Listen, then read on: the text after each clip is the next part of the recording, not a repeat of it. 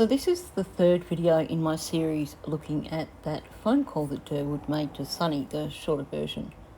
I will be sort of looking at the longer version, but I won't be doing it in this format. I haven't actually had the opportunity to listen to it yet, but I've heard that that is even more of a doozy than this one. I will say I listened to most of the audio from the Hidden in the Fog phone call or whatever it was that he did on the 17th of this month, and my opinion of Derwood, I didn't think it could go any lower, but honestly, this guy is a lowlife. It seems that whatever the dispute was between him and Janie and Daniel, that's been resolved and they're besties again, and once again he's basically standing up for Daniel and lying for Daniel. I noticed with that he's moved from originally trying to pin it on Malehya to then trying to pin it on Hayley and her friends to now trying to pin it on the Brooks side of the family. Anyway, I think I'm going to do a summary and a discussion of that Hidden in the Fog interview because there's things that need to be addressed. But certainly that interview has proven that there is nothing genuine about this guy. He is in it for himself and himself only. Maybe to protect Jordan. I don't know, that's something I need to dig into a little bit more. But certainly he's there for his own needs. And for some reason, protecting Daniel also saves his ass.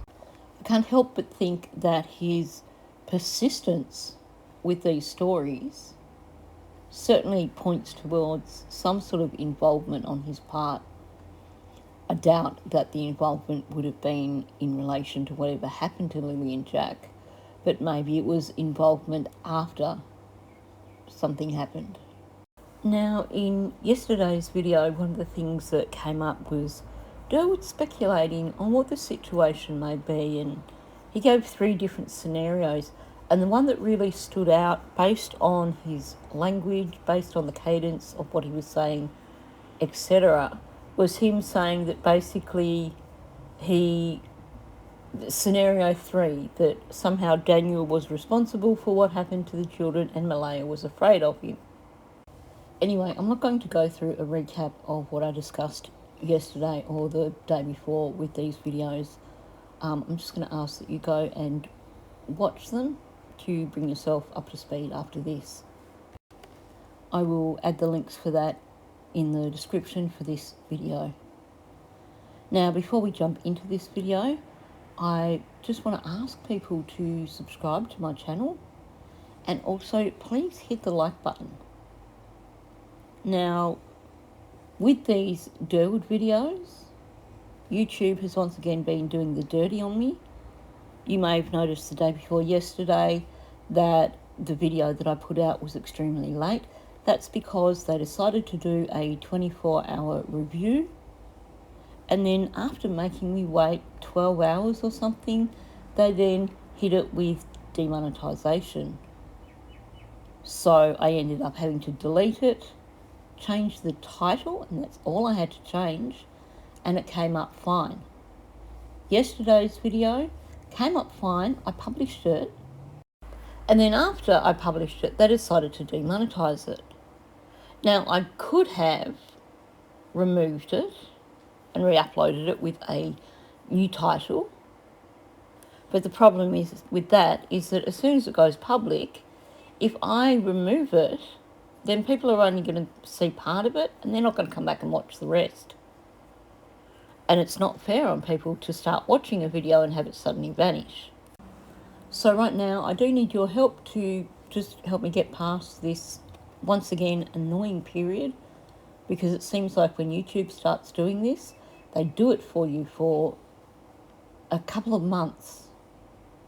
So you can help me out by hitting that subscribe button if you're not subscribed, because that tells YouTube that my videos are worthwhile, my channel is worthwhile, and you can also help me out immensely if you just hit that like button, because that also tells YouTube that, hey, these videos are worthwhile.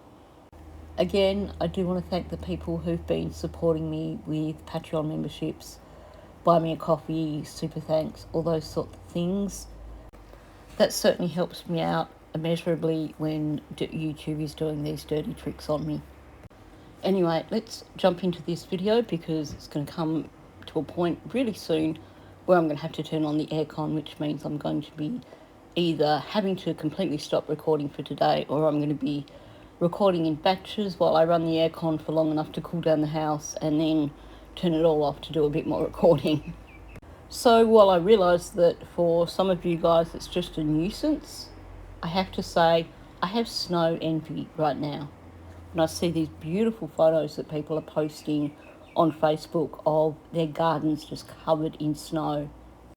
It looks so magical, and honestly right now I would rather be looking outside at snow than sitting here sweltering. Okay, so with that said, let's just jump in.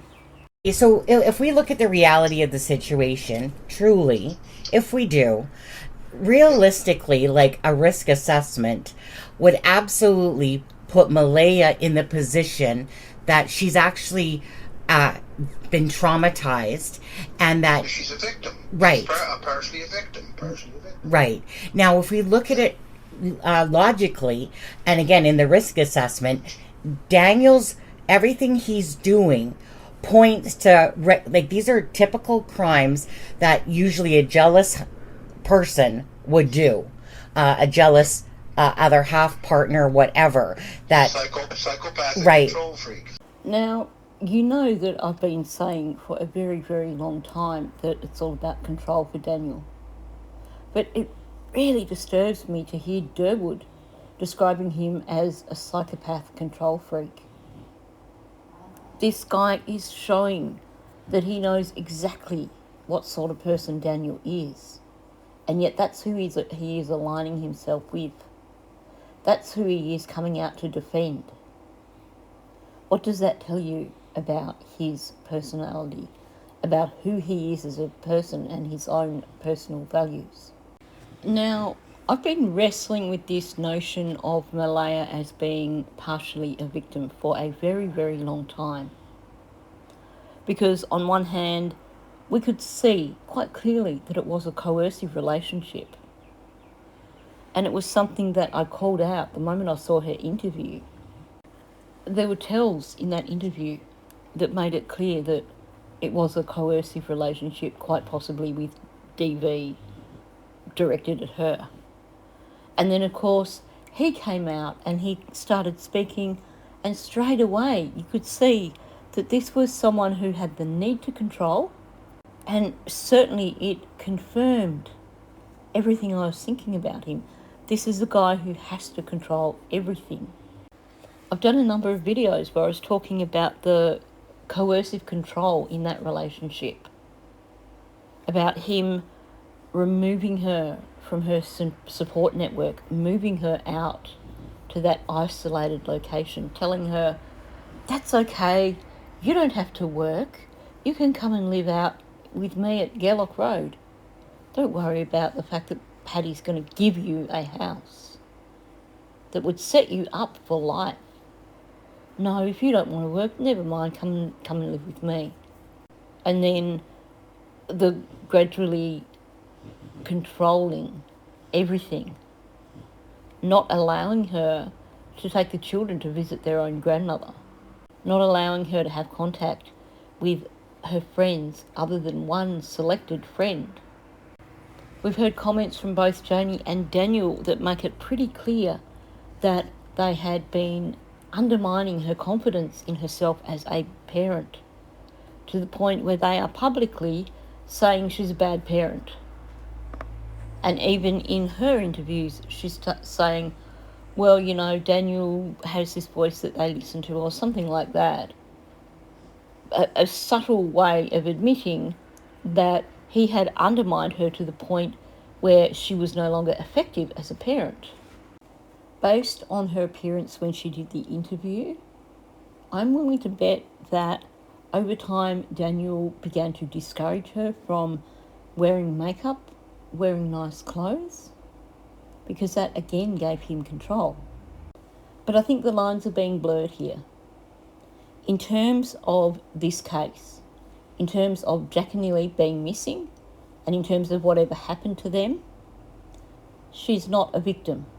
Yes, she was a victim when it comes to their relationship, but that doesn't make her a victim in the disappearance of Lily and Jack, in whatever it was that happened to Lily and Jack. They are two separate issues. When you look at the base of the matter, she's an active participant in what happened to Lily and Jack, because she had that opportunity to remove them from that situation in March, and she chose not to do so. She made the choice to keep her children in an environment that was not safe, not healthy, and which was compromising their well-being, both physically and mentally. I think it's clear to make that clear differentiation. She is not a victim in this case. She was a victim in her relationship, but not in what happened to her children. She put her own personal needs ahead of those of her children, and this is the outcome. She had the power to prevent this from happening, and she had the opportunity to prevent this from happening. She may not have physically done something to her children, but she sat back and allowed it to happen. And when you look at it that way, she is equally culpable over whatever happened to Lily and Jack. Not only did she put her children in harm's way, but when they were being harmed, she clearly chose to turn a blind eye. Yes, she would have been traumatised by whatever happened to Lily and Jack. But Malehya's problem is that she sticks her head in the sand and ignores when things go wrong. And that's how we ended up where we are today. Yes, Daniel does fit the profile of the perpetrator. He certainly has this desperate need for control. So much so that even though he must realise he's not doing himself any favours, he still has to put himself front and centre to control the narrative in the public eye. Although, based on what Derwood has said, and also just based on Daniel full stop, I think he truly believes that if they cannot find the children's remains, that they're not going to be able to prosecute. Now, Sonny said that these are typical crimes that usually a jealous person would do, a jealous partner. And at first I thought, well, I can see him as controlling, but just how much does the jealousy play into it? And she's right, it plays into it a lot. It is, of course, far more complex than that, but at the root of it, you have a jealousy of anybody that is going to take Malehya's attention, anybody that might take Malehya's loyalty. That's why Daniel hates Cindy so much. That's why him and Patty had a falling out, because they were people that Malehya had a relationship with, and he was jealous of that. And as for Jack and Lily, of course he would have been jealous. They were not his children. And of course, Malehya would have gone into the relationship initially doing her best to protect these children. And she would have stood up for them. And anytime she chose them over him, anytime she sided with them rather than with him, that would have eaten away at him and just made him resent them more and more. And then you bring Meadow into the mix, and what you have is that Cinderella syndrome. There's a primal thing going on here, a need to challenge resources in terms of anything that is being given to Lily and Jack is essentially being taken away from his daughter Meadow. He would have been resentful of anything that they did that impacted on Meadow. So this thing of, they come in, they get noisy, they wake Meadow up, you can bet that's something that he was resentful of.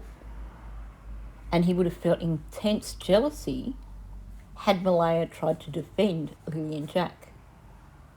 Because again, she's siding with them and she's not putting his child and him above her own children. Anyway, like I said, it's a really complex psychological thing. There's a lot more to it than just that. That's just putting it at a very basic level. But certainly, jealousy actually is a large factor in all this. Yes, Right, yes, exactly. yes. Because when I seen Malehya's messages to Belinda, I mean, obviously, I've been in a very I have suffered from like a 12-year or 11-year abusive relationship, absolutely controlling. My Yep. ex, so I've been married 3 times. One, I was with him from 15 to 26. That one was extremely abusive. That was a learning curve for me. I never felt sorry for myself, and I just learned from it. But in saying that, so I can absolutely associate with somebody that's trying to control me, that's trying to manipulate me, the narcissist. I smell them a mile away, those people. Yep. I find it incredibly amusing here that Sunny is talking about being able to smell these people a mile away and being able to tell when someone is trying to manipulate her. And Derwood doesn't seem to pick up on the fact that that would mean him as well. She puts on this really amicable front and encourages Derwood along the way. And he just thinks that she's just lapping up everything she's saying. And but anyway, so yes, so he has. So if we look at it like realistically, the chances that these kids have been hidden and can't be found is more to the far stretch side. It is. Versus a person that's controlling psychopath that took out the lives of Jack and Lily because they were interfering in the relationship or something. Again, just trying to have full control, you know? Yep. Meaning Yep. that's a typical scenario that happens all the time, and he falls in that line of it.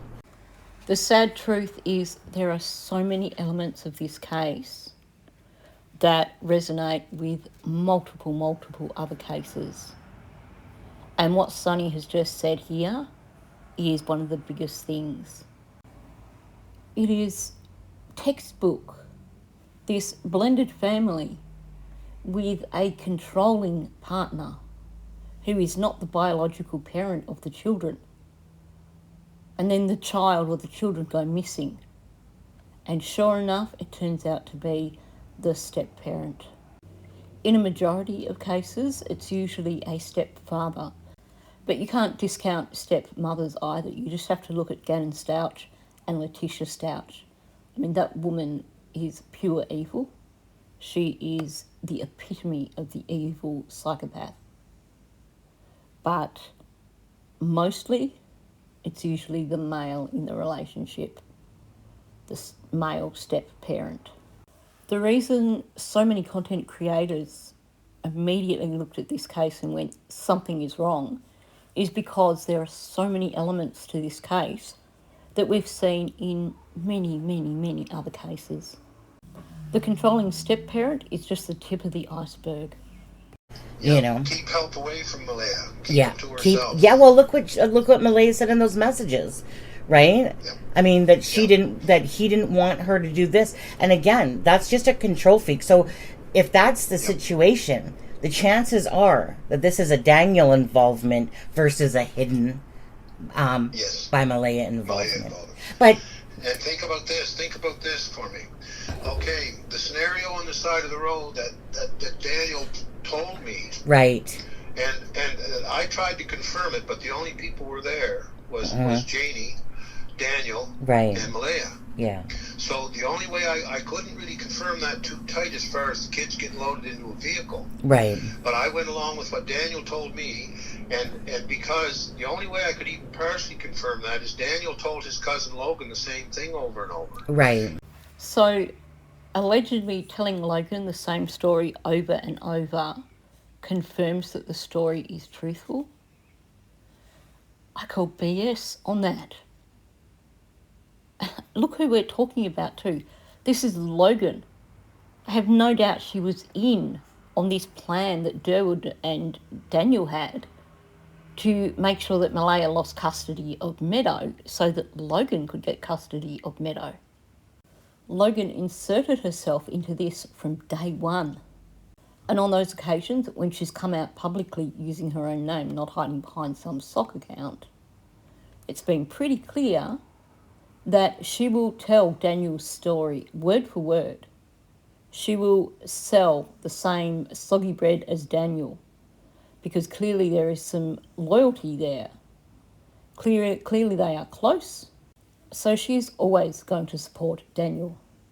We heard her, I think it was in the phone call between her and Cheryl, or at least the phone call that Cheryl made to this fog woman, where the fog woman decided that since she knew Logan better than her, she was going to bring Logan into the conversation and pretty much shut down Cheryl because Logan came in on the attack. But there was something that Logan said, I can't remember what it was, and Cheryl pointed out that it was a lie, proved that it was a lie. So saying something is confirmed because you heard it from Logan also is way beyond just a little stretch. And Logan believes Daniel. Of course. That's not a confirmation. That's not a full confirmation. Nope. Now, what would happen, the other scenario on that, what would we say, or what would happen if, okay, Malehya went out on the side of the road, the kids were already gone. Malehya went out on the side of the road to privately use her phone. Daniel was sleeping. Right. Maybe to tell somebody to come and help me and get me out of here. Mm-hmm. Well, that's... And then Janie caught her on the phone. Mm-hmm. So Malehya couldn't. What could Malehya do or say then? Mm-hmm. You know, there could be an element of truth in that. Let's look at the situation. Something happens Thursday afternoon, Thursday evening. Now, whatever it was that happened, something has kept Malehya quiet for the past 8 months.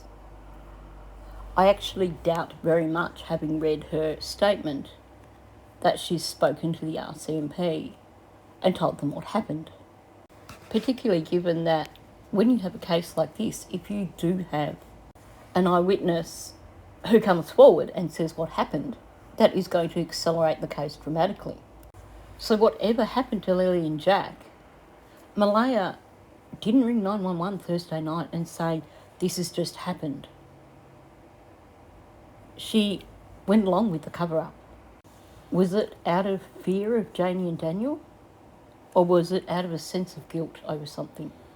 You can bet that whatever Malehya's level of involvement was on that Thursday evening, that Daniel would have done his mind tricks on her. He would have convinced her that somehow it was because of her, and he would have made sure that he hammered in that if this got out, she would lose Meadow. They would take Meadow off her. That would be enough to keep her quiet. But then we have Daniel out for most of the night. He doesn't finish doing whatever it was he was doing till something like 5 a.m. in the morning. So at 8:30, Malehya's awake, Daniel's fast asleep, and maybe she's seeing things a little bit more clearly, and she wants to speak to her mother. So she tries to ring Cindy. I wonder what the situation would have been with this case had Cindy actually answered her phone then. Would Malehya have still gone with the story that the children were missing? Or would she have told Cindy what happened and asked Cindy to come and get her and Meadow? Because when someone is in a coercive relationship, they might have those moments when they're determined to get out. But that resolution fades really quickly. So it is quite possible that maybe Malehya was trying to ring Cindy while Daniel was still asleep. And then once Daniel woke up and he got in her ear again, that was the end of it, and Malehya had to toe the line. She had to make that 911 call and tell them her children had wandered off. Did Daniel maybe check her phone when he woke up and saw that she'd tried to ring Cindy and laid it on even thicker in terms of, if you say what happened, you're going to go to jail. You're going to lose Meadow. You're never going to see Meadow again. Because that's how these relationships work. I've mentioned before, my best friend was in a relationship like this. And when things were falling apart, he had had control over her for many, many years. They had 5 children together. And when things were falling apart, he was so good at manipulating her that he had her convinced that if she left him, he would take her to court and get custody of all 5 of their children, and he would leave the state and she would never see them again. Now, she was working full-time, he wasn't working. She was their mother, and she had a very, very large family behind her to support her. And we all tried to explain to her that he couldn't do that. But because he was so good at manipulating her, she just ignored what we were saying. I think they stayed together for another 5 years or so after that. Yeah. And then Daniel came out screaming. Does anyone else find it concerning that when we're talking about the disappearance of Lily and Jack, you have these accounts from Janie of hearing the children and then everything went silent, and then the next thing she could hear Daniel yelling. And now again, you have Malehya being placed out on the driveway in this particular narrative, and Daniel comes out screaming. Is this leakage from the pair of them suggesting that, yes, Daniel did lose his shiz in a big way, and that is what resulted in Lily and Jack no longer being here? And okay, here's the other scenario. Yeah. Okay, Daniel told me over and over and over, and I got it out of him over and over and over, what he believes about them being abducted by Malehya's family members, that Malehya was in on it, that Cindy was in on it, and even Cindy's great-grandmother, Patty. I know Patty definitely wasn't in on anything like that. Right, I know. But, okay, explain this to me. Right off the start, the two theories were abduction, which actually I believe Malehya brought up, and I believe she was subconsciously trying to say that Daniel maybe abducted the kids. Mm-hmm. And okay, and I think subconsciously she was trying to fucking get it out there, but just couldn't. Now, it's interesting that, again, Derwood uses the term abducted with relation to Daniel. So he's, first of all, talking about Malehya's family, and then he's saying, and maybe she's subconsciously trying to say that Daniel maybe abducted the kids. I think there's a bit of leakage here. Subconsciously, he knows the children are not alive. So when he's talking about this story of Patty being in on the children being abducted and Cindy being in on the children being abducted, in his head he's still thinking of the children not being alive. So then when he turns around and talks about, well, maybe Malehya's subconsciously trying to say that Daniel is responsible, the word abduction comes out because in his head he's just been aligning it with the children not being alive. But also, you will note, even in this phone call, when he's turning on Daniel, he is not calling Daniel a killer. We don't see that until this very recent post on Facebook that he made. And of course now he's doubled back on that and is again supporting Daniel in that interview that he did on that foggy channel. So you'll notice that in this version, Daniel is blaming Patty and Cindy for being responsible, saying they abducted the children. These are the two people in Malehya's family that he's got the biggest issue with. He had some sort of falling out with Patty. I would imagine she was starting to see through him, and he didn't like that, and they clashed. Cindy, he was jealous from day one because obviously that was Malehya's mother, and he was probably working his best to continue to drive a wedge between them to keep her out of Malehya's life. Now you'll note in this instance, straight away Derwood says, but Patty's not in on it. And on one of the live streams that he goes on to, he also is defending Cindy in the whole situation. She's got nothing to do with this. We know he's going to defend Patty because obviously he's got a good relationship with her. Cindy, I think Cindy would boot his ass, and he knows that. I think he realises that if he tries to cross Cindy, it's not going to end well for him. So in his narrative that he's putting out publicly, he's not talking about Cindy, instead he's putting it on Hayley and her friends. Because obviously for him, Hayley's not really a part of his family, so she's an easy target. Of course, over time that has changed, and I think that is because a few times Hayley has come out and people have seen that she's a genuine person. People have seen that she's an honest person. So I think Derwood has realised this story's not going to work anymore. So what does he do? He pins it back on Michelle Glasgow and the reservation, essentially, the Brooks family. Now, and then the second, her story changed off the start too. And then it was they got out the back door, the silent sliding back door, and got into the woods. Right. So that's not entirely accurate. Neither Malehya or Daniel have ever claimed that Lily and Jack wandered off into the woods. They just did the Janie thing of giving just enough information to lead people to believe that. So, according to the documents, what Malehya said in the dispatch call was that they may have left the residence and were missing, and that they were both possibly autistic and were known to wander, and their boots were gone.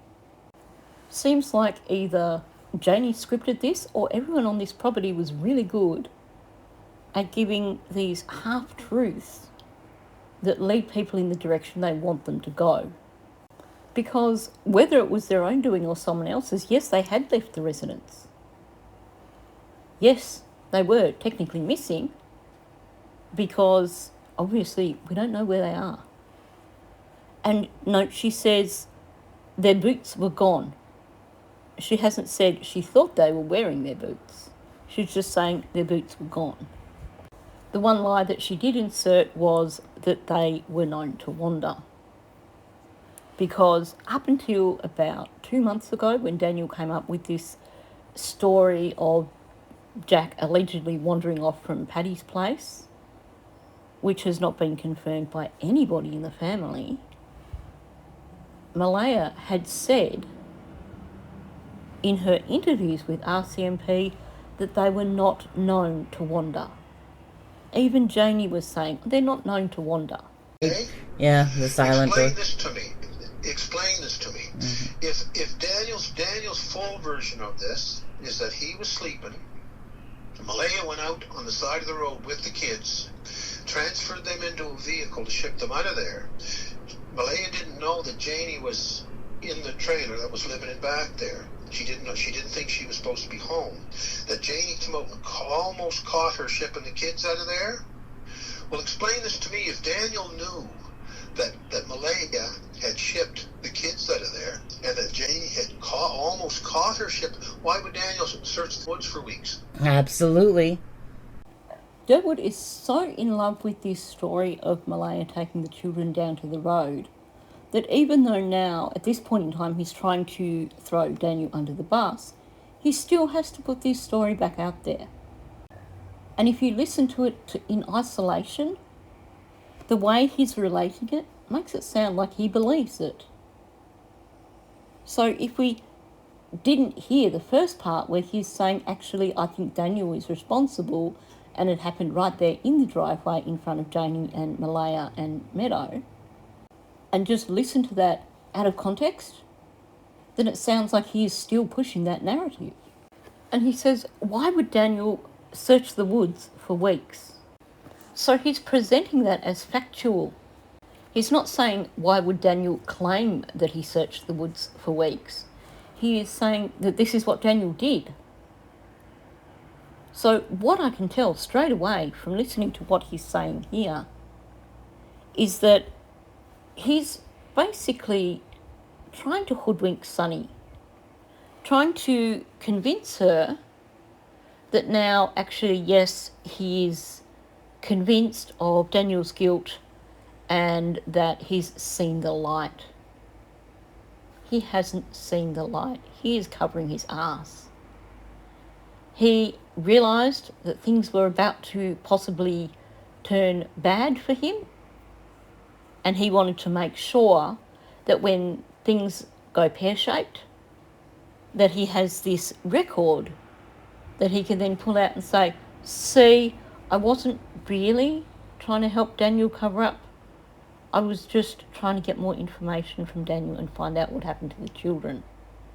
The moment he's gone back to this narrative that he's been pushing over Malehya is responsible because she got someone to take the children, the moment he goes back to that, there is no judgment being expressed towards Daniel or Janie. It is just straight back to the story. even down to presenting as fact that Daniel had searched the woods for weeks. We know that's not factual. Pretty certain Derwood knows that's not factual, but he is presenting it to Sonny as factual. Yes, it sounds like Daniel spent as much time away from the property as he could on the Friday and the Saturday. He even went and picked up some of his mates from town, and they allegedly searched together. Interestingly, they're his mates that he likes to party with, let's say. So we know exactly what he was doing in the woods. On the Friday and Saturday at least. He was in the woods hiding from Malehya, hiding from Malehya's family, and amusing himself with little treats that he got off his friends. You can bet that after Malehya and her family were gone, that he didn't put that pretense up anymore. There was no more pretending to go search in the woods. We know that on the Monday, when Belinda went there, he was there with Logan and two other people that Belinda doesn't really recognise. Maybe it was Chance and that again. So on the Monday, when Belinda went there for answers, he wasn't out searching. He was hanging out with his mates on the property. And given that one of the people that was hanging out with him was Logan, I would imagine that Derwood knows this as a fact. He knows that Daniel didn't spend weeks searching the woods, and yet he's still presenting it to Sonny as being factual information. Now let's be real, this question of, well, why was he out searching? Derwood is simply echoing what other people had been said, what the public was saying, when he was pushing his narrative that Daniel believed from day one that Malehya had orchestrated this abduction. And people were saying, well, why did he go search in the woods? Derwood is only echoing that. This is not something he's come up with on his own. And now I don't know which bit of audio it's come from because I've listened to so much Derwood audio in the last couple of days. But he's now added that into his story, claiming that the reason Daniel went into the woods all that time was out of loyalty to Malehya and wanting to protect Malehya. We all know Daniel is a narcissist. Daniel doesn't do anything for anyone other than Daniel. But sure, Derwood, you keep pushing that narrative and I'm sure there'll be a few people who might believe it. Absolutely. So there's where I start. See, there's where I started smelling this now. Yeah. I won't go talk to his mother because my woman knows, and my woman's getting pretty upset over all this. I bet. Mm-hmm. But she also knows I'm an OCD. When I lock onto something, I especially something to support, I can't let it go. I know. I'm the same way, Darren. You know. But so there's my real theory. Yeah. Well, I was gonna say. What I'm doing right now is just shortly here. I'm calling Daniel. Yeah. As a matter of fact, I thought I dialed his number because I wanted to talk to you after Daniel. Oh, okay. I'm calling Daniel, and I'm going to press him a little bit because that's exactly what I'm going to ask him. I'm going to ask him, okay, Daniel, you've told me half a dozen times that Janie caught Malehya on the side of the road, and you're so sure that she had taken those kids out, put them in a vehicle, and they were getting shipped down the road, and that Janie just about caught it.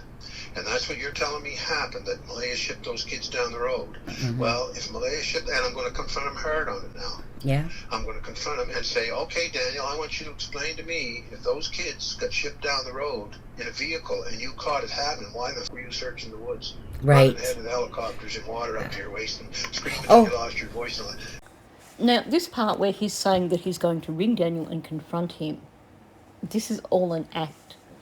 This is part of the manipulation. It is offering up future actions that you guarantee you are going to do.